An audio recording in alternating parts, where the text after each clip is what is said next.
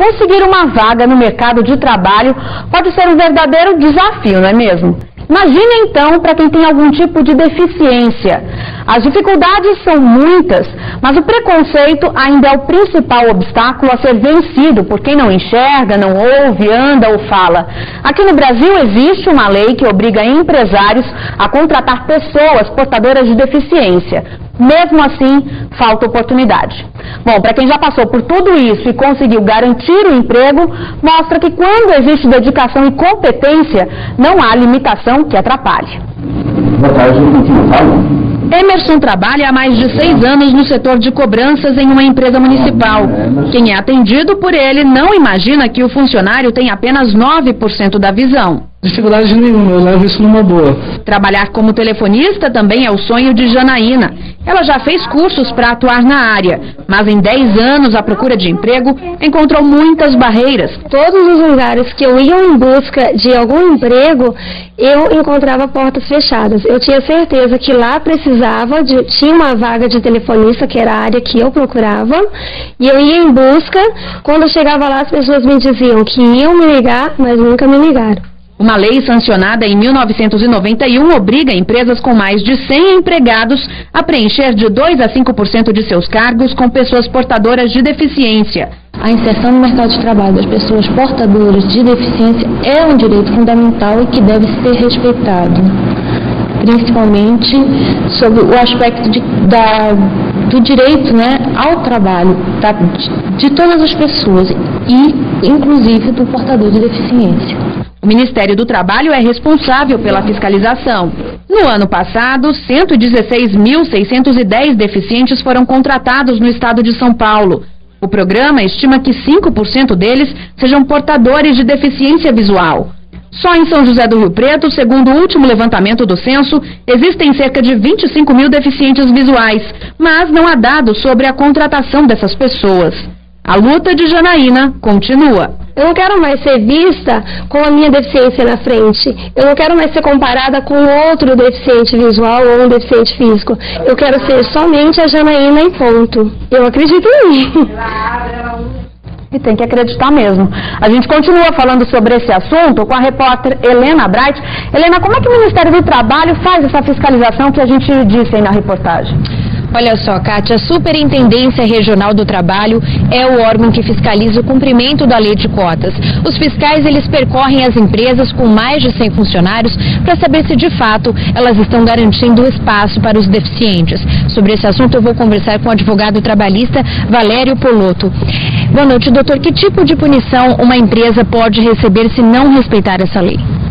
Olha, primeiramente, os fiscais, eles vão até as empresas, para orientar os profissionais, os empresários, de como eles devem cumprir o que está na lei. Primeiramente, o caráter pedagógico. Numa segunda oportunidade, não tendo cumprido, eles voltam e aplicam a autuação. Isso vale tanto para empresas particulares como para o serviço público? Sim, a fiscalização é feita da mesma maneira. Como saber se a empresa, muitas vezes a empresa alega que falta mão de obra especializada, como saber se realmente falta ou se as pessoas estão querendo se esquivar dessa obrigação de dar direito para os deficientes? Olha, as empresas, os empresários de modo geral, eles não podem se esquivar do cumprimento da lei. O que falta realmente são programas de reabilitação de pessoas com deficiência e habilitação dessas pessoas para poderem ingressar nessas empresas e poderem exercer sua atividade de acordo com a sua deficiência. As empresas, inclusive, elas têm o dever de adequar o seu espaço, dar condições ao deficiente para que ele possa exercer sua atividade dentro da empresa. E a lei faz algum tipo de distinção em relação aos vários tipos de deficiência física?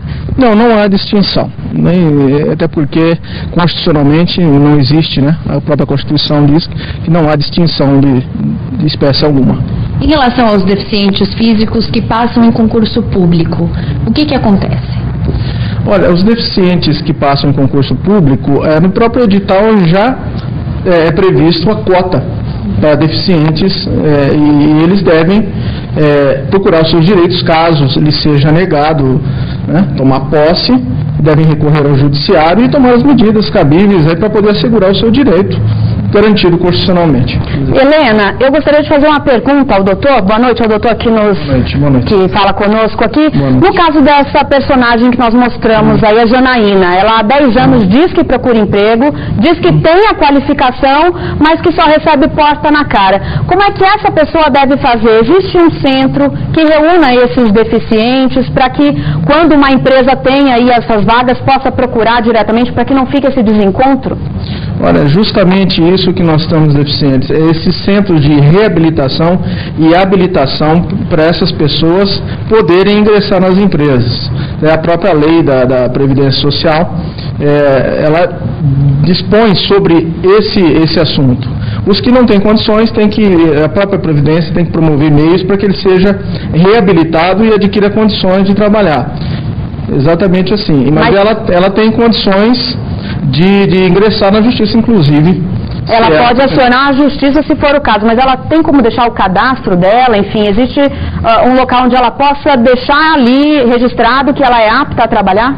Olha, as empresas é que têm que providenciar a contratação desses deficientes. Inclusive, até em recente pesquisa, a gente percebeu que as empresas disputam funcionários para poderem preencher essas cotas. Agora, um centro especializado para habilitar nós não temos ainda disponível para esse tipo de situação. Tá ok, doutor, obrigada então ao senhor, obrigada Helena pelas informações. Fica de repente então a dica, né, para que isso seja criado e seja organizado.